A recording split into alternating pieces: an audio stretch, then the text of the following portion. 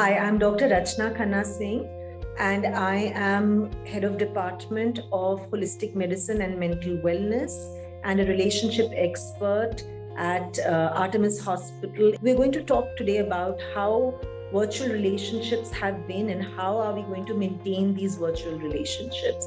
So, virtual relationships have not been unheard of even prior to the pandemic. But of course, with the pandemic striking us, lots of relationships have gone into a tizzy with only virtuality, and there's a fine line which is there between the virtual relationships and the reality of the relationship. So a lot of times we also forget real relationships, and I think at this point of time everybody has very freely been there on social media, engaging themselves with a lot of people around, and thereby a lot of times also mixing up virtual life and real life.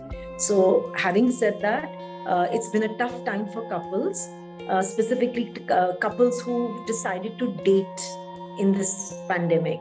So there are couples who have met online, who've decided to date, who've taken their relationship seriously, and in fact there are many couples who've got married also within this pandemic as well, because life is not going to stop, and we don't know the pace of COVID-19, and we don't know what bend we are standing at which day and which month of the year. So everybody thought, why delay our lives, and let's go forward with it, and this is the new normal.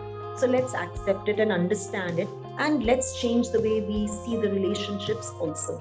Virtual relationships have also bloomed in this pandemic. Even dating apps, the research shows us that dating apps have been used very freely, and the number of people using dating apps has been a lot more than it was pre-pandemic, because of course we have a lot more time on our hands just with our own self alone, and we can explore various different kind of friendships, relationships, romantic relationships, and so on. So yes, it has been a tough time, and it has been difficult for people who have only met online and not really seen each other in real life. But then we do have a lot of tips and tricks in the bag to make sure that that relationship can be as beautiful till you really meet physically in reality. While we know that virtual relationships are difficult, they are difficult to maintain, and especially if you've not had physical contact with your partner, it can be very disappointing. And the real feelings and the real emotions of just patting your partner on the back, or just giving a hug when your partner is down and out, or just wiping somebody's tears, or giving a little kiss, has effectively all boiled down to simply just emoticons. I don't think an emoji can replace the real emotions one feels. And you starve and you die to touch your partner across the screen, is what we hear from a lot of people.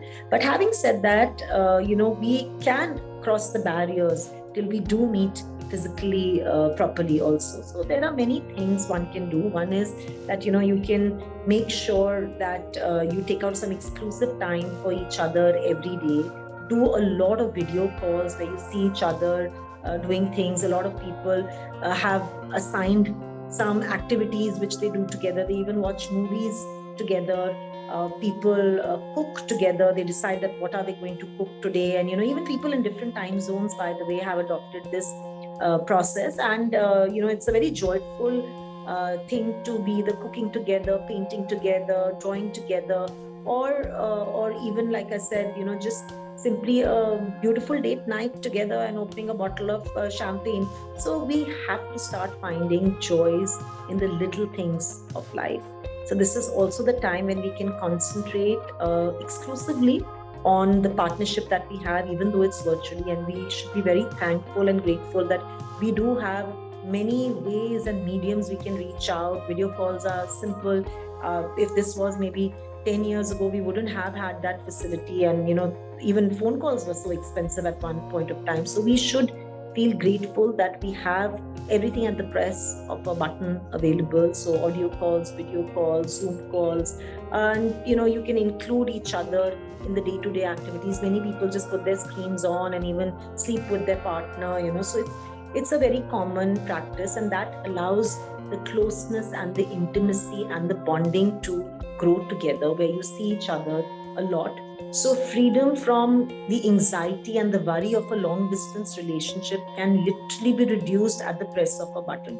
So, the press of the button of your device can have you close together with each other, spending a lot of time, a lot of date nights with each other, taking out special exclusive time, even introducing your friends online, and having a little get togethers, and including each other in it. So the main vein here is inclusivity of your partner and communication. Once you keep the communication up, be rest assured you will be completely free from any kind of worry and anxiety in your long distance relationship.